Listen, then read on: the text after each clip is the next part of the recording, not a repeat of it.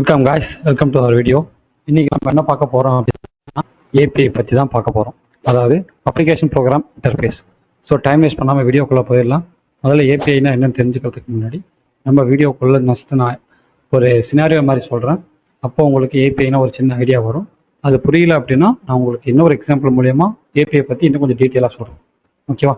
நீங்கள் ஒரு சாஃப்ட்வேர் டெவலப்பருக்கு படிக்கிறீங்க, அப்படி இல்லைன்னா நீங்கள் ஒரு ஐடி இண்டஸ்ட்ரியில் இருக்கீங்க அப்படின்னா நீங்கள் இந்த வார்த்தையை அதிகமாக கேள்விப்பட்டிருப்பீங்க, ஏபிஐ. ஓகேவா?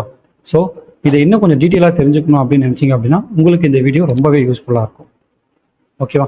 இப்போ நீங்கள் ஒரு வெப்சைட்டுக்கு போகிறீங்க, லைக் ஒரு W3 ஸ்கூலாக இருக்கட்டும், இல்லை ஏதாவது ஒரு வெப்சைட், அப்படி இல்லைனா ஏதாவது ஒரு சோஷியல் மீடியாவை நீங்கள் சிஸ்டமில் லாகின் பண்ணுறீங்க, அப்படி ஒரு இன்ஸ்டா, ஒரு FB எது லாகின் பண்ணுறதா இருந்தாலும் உங்களுக்கு அங்கே 2 விதமான ஆப்ஷன் காட்டும். ஓகேவா? ஸோ 2 விதமான ஆப்ஷன்ஸில் ஒரு ஆப்ஷன் என்னவாக இருக்கும் அப்படின்னா நியூ ரிஜிஸ்ட்ரேஷன் அப்படின்னு ஒரு ஆப்ஷன் இருக்கும். அப்படி இல்லைன்னா லாகின் வியா கூகுள் அப்படின்னு ஒரு ஆப்ஷன் இருக்கும். கரெக்டாக? இந்த லாகின் வியா கூகுள்னு நீங்கள் கொடுக்கும்போது உங்களுக்கு அங்கே என்ன ஆகும் அப்படின்னா நீங்கள் கூகுளுக்கு டைரெக்டாக ரீடைரக்ட் ஆகுறீங்க. ஓகேவா? இப்போது நீங்கள் யூஸ் பண்ணுற லேப்டாப்போ ஒரு பிசியோ டிவைஸோ ஏதாவது இருக்கட்டும், மொபைல் எதுவானா இருக்கட்டும், அந்த டிவைஸ் வச்சு தான் நீங்கள் ஒரு வெப்சைட்டுக்கு ஆக்சஸ் பண்ணுறீங்க. அந்த ஒரு டிவைஸை கிளைண்ட்டுன்னு வச்சுக்கலாம். ஓகேவா?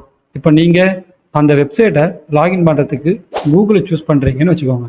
இஃப் உங்கள்கிட்ட ஆல்ரெடி கூகுள் அக்கௌண்ட் இருந்துச்சு அப்படின்னா உங்களுக்கு அந்த கூகுளுக்கு ஈஸியாக ரீடைரக்ட் ஆகும். அப்படி இல்லைன்னா கூகுளுக்கு உங்களுக்கு ஒரு அக்கௌண்ட் ஒன்று கிரியேட் பண்ணுங்க அப்படின்னு சொல்லுவாங்க. கரெக்டாக? இப்போ கூகுள் அக்கௌண்ட் இருந்ததுன்னா நீங்கள் புதுசாக எந்த ஒரு ஐடென்டிட்டியும் நீங்கள் உங்களுக்கு கிரியேட் பண்ணிக்க வேண்டிய அவசியம் உங்களுக்கு அங்கே இருக்காது. பிகாஸ் ஆல்ரெடி எல்லா டீட்டெயில்ஸும் கூகுள் கிட்ட இருக்கும். கூகுளோட சர்வீஸில் இருந்து உங்களோட யூசர் நேம் பாஸ்வேர்டு நீங்கள் கொடுத்து லாகின் பண்ணிட்டு போயிடலாம். கரெக்டாக? இது எப்படி சாத்தியமாகுது? நான் இன்னொரு வெப்சைட் தானே லாகின் பண்ணுறேன். லாகின் பண்ணுறதுனால கூகுள் எப்படி இங்கே கனெக்ட் ஆகுது?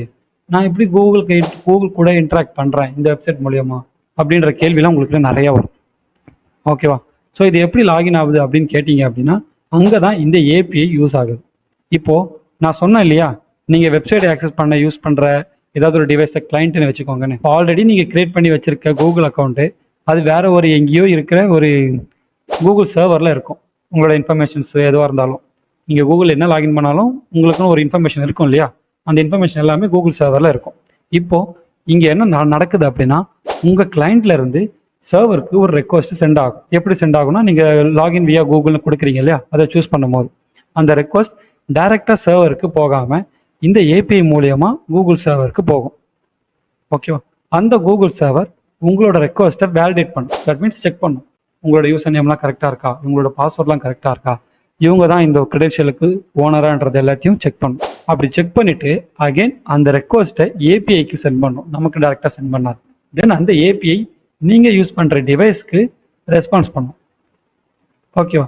அது உங்களோட ஐடி தான் அப்படின்றது உங்களுக்கு அங்கே கன்ஃபார்ம் ஆகும். இன்கேஸ் அது உங்களோட ஐடியா இல்லை, உங்களோட கிரெடென்ஷியல் தப்பாக இருக்குது, நீங்கள் கொடுக்குற யூசர் நேம் பாஸ்வேர்டு தான் தப்பாகவே இருந்தாலும் அந்த ரெஸ்பான்ஸையும் கரெக்டாக உங்கள் டிவைஸ்க்கு வந்து சேர்க்கும். ஓகேவா?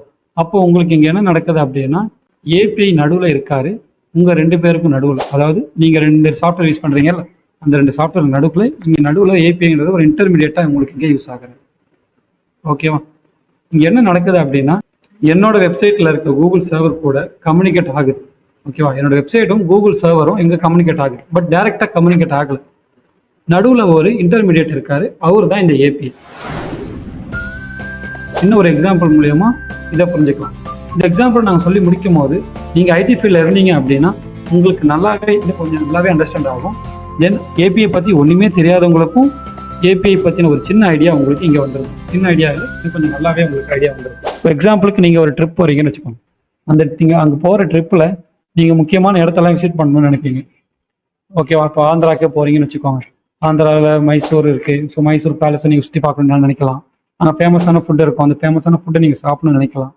அப்படி நீங்கள் நினைக்கும் போது உங்களுக்கு அங்கே ஒரு சுச்சுவேஷன் வரும். லாங்குவேஜ் ப்ராப்ளம்ன்ற ஒரு சுச்சுவேஷன். நீங்கள் பேசுகிற லாங்குவேஜ் அவங்களுக்கு புரியாது, அவங்க பேசுகிற லாங்குவேஜ் உங்களுக்கு புரியாது. ஓகேவா? ஸோ இந்த மாதிரி கேசஸில் நம்மக்கிட்ட ஒரு டூரிஸ்ட் கைடு இருந்தார் அப்படின்னா, டூரிஸ்ட் கைடாக இருக்கட்டும், தென் அங்கே லோக்கலில் யாராவது உங்களுக்கு தெரிஞ்சவங்களாக இருக்கட்டும், அப்படி இருந்தாங்க அப்படின்னா உங்கள் 2 பேருக்கு நடுவில் அவர் ஒரு இன்டர்மீடியட்டாக ஒர்க் பண்ணுவார். எப்படி அப்படின்னா நீங்கள் பேசுகிற லாங்குவேஜ் அவருக்கு புரியும். ஓகேவா? அவருக்கு அங்கே இருக்க லோக்கல் லாங்குவேஜும் புரிஞ்சிருக்கும். கரெக்டா? அப்போது அந்த லோக்கல் லாங்குவேஜ் புரிஞ்சிருக்க ஒரு ஆள் உங்கள் 2 பேருக்கு நடுவில் ஒரு கம்யூனிகேஷனை எஸ்டாப்ளிஷ் பண்ணுறாரு. ஓகேவா? உங்க 2 பேருக்கு நடுவில் இருக்க நார்மல் கம்யூனிகேஷனை எஸ்டாப்ளிஷ் பண்ணி கொடுக்கும்போது உங்களுக்கு அந்த கம்யூனிகேஷன் இன்னும் கொஞ்சம் நல்லாவே இன்ஃபேக்ட் ஆகி அவங்க கூட இன்னும் கொஞ்சம் நல்லாவே க்ளோஸ் ஆகும். க்ளோஸ் ஆகும்போது உங்களுக்கு அங்கே ஒரு பதட்டமோ ஒரு பயமோ உங்களுக்கு அங்கே இருக்காது. கரெக்டாக? நான் சொல்கிறது ஒரு எக்ஸாம்பிள். உங்களுக்கு நீங்கள் இந்த எக்ஸாம்பிள் நீங்கள் எதை பார்க்கணும் அப்படின்னா கம்யூனிகேட் ஆகிற விஷயத்தை தான் பார்க்கணும். கம்யூனிகேட் ஆகிறதுக்கு அங்கே யார் யூஸ் ஆகிறாருன்றதா நீங்கள் பார்க்கணும். டூரிஸ்டாக இருக்கலாம், அங்கே லோக்கல் கையாக எதுவான இருக்கலாம். ஓகேவா? ஸோ அந்த மாதிரி தான் இந்த ஏபிஐ யூஸ் ஆகும். நீங்கள் தான் அந்த ஒரு கிளைண்ட்டுன்னு வச்சுக்கோங்க. ஓகேவா? அந்த பிளேஸில் இருக்கிறவங்க தான் அந்த சர்வீஸ். தென் அந்த டூரிஸ்டோ அந்த லோக்கல் கைஸோ அவங்களாம் தான் ஏபிஐ. பிகாஸ் அவர் தானே உங்கள் 2 பேருக்கும் ஒரு இன்டர்மீடியட்டாக இருக்காரு. ஸோ இங்கே என்ன நடக்குதுன்னா உங்களுக்கு அந்த லாங்குவேஜ் தெரியாமல் இருந்தாலும் அந்த இன்டர்மீடியட் ஒரு கம்யூனிகேஷனை நீங்கள் பில்ட் பண்ணிக்கிறீங்க. ஓகேவா? அதே விஷயம்தான் இந்த சாஃப்ட்வேர்லையும் நடக்குது.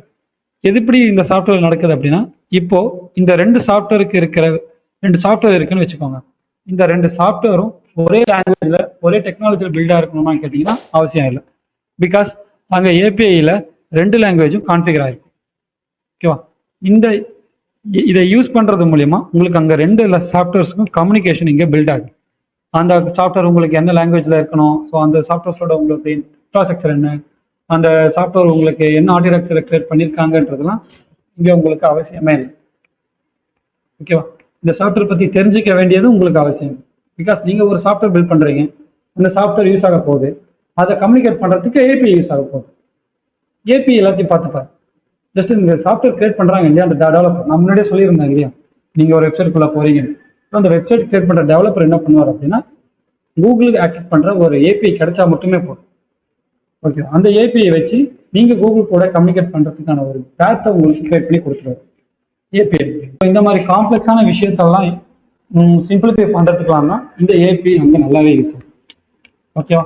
ஸோ இந்த ஏபிஐயும் டூரிஸ்ட்டும் கிட்டத்தட்ட ஒரே மாதிரி இருக்கும். எப்படி இந்த டூரிஸ்ட்லாம் நிறைய விதத்தில் ஸ்பெஷலிஸ்டாக இருப்பாங்களோ, இப்போ இந்த டூரிஸ்ட் எடுத்துக்கிட்டீங்க அப்படின்னா உங்களுக்கு நிறைய விஷயத்தில் ஒவ்வொரு டூரிஸ்ட்டும் ஒவ்வொரு விதத்தில் ஸ்பெஷலிஸ்டாக இருப்பாங்க.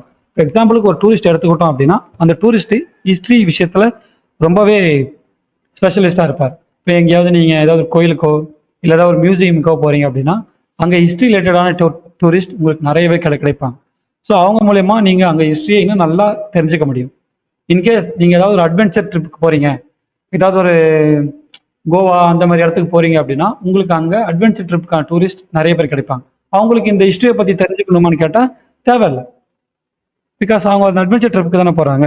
அப்போ அவங்களுக்கு அங்கே என்னெல்லாம் வேணும், ஸ்கூபா டைவிங்கு, இந்த போட்டிங் போகிறது, தென் எங்கேயாவது அட்வென்ச்சர் ட்ரிப் விசிட் ஆகிறது, தென் மிஸ்ட்ரிஸான இடத்துக்கு போகிறது, அதை பற்றி தெரிஞ்சிருந்தாலே போதும் அந்த டூரிஸ்ட்டுக்கு. ஓகேவா? அதே மாதிரி ஏபிஐலையும் நிறைய டிஃப்ரென்ஸ் இருக்குது.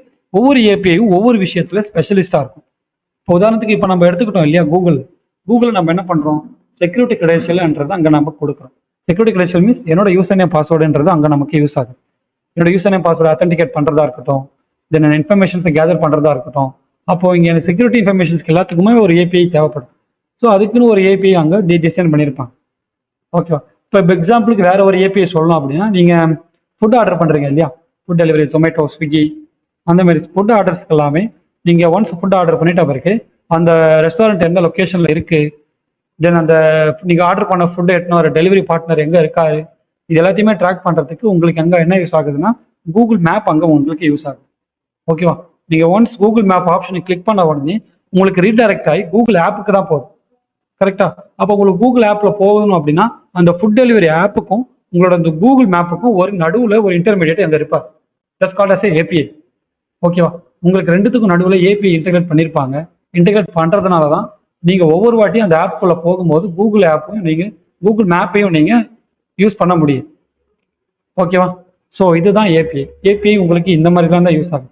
டெய்லியும் நம்ம ஏபிஐ யூஸ் பண்ணிட்டு தான் இருக்கோம். பட் இதுதான் இந்த ஏபிஐன்றது நமக்கு இங்கே தெரியாமலே போயிடுது. ஓகேவா? ஸோ இந்த வீடியோவில் உங்களுக்கு ஏபிஐ பற்றி இன்னும் நல்லா அண்டர்ஸ்டாண்ட் ஆயிருக்கும். ஸோ மேலும் உங்களுக்கு இந்த டெக்னாலஜி ரிலேட்டட் எந்த வீடியோ உங்களுக்கு பண்ணணும்னு தோணுதோ அந்த வீடியோ நீங்கள் கமெண்ட்டில் போடுங்க. ஸோ நான் அதை பற்றி வீடியோ போட ட்ரை பண்ணுறேன்.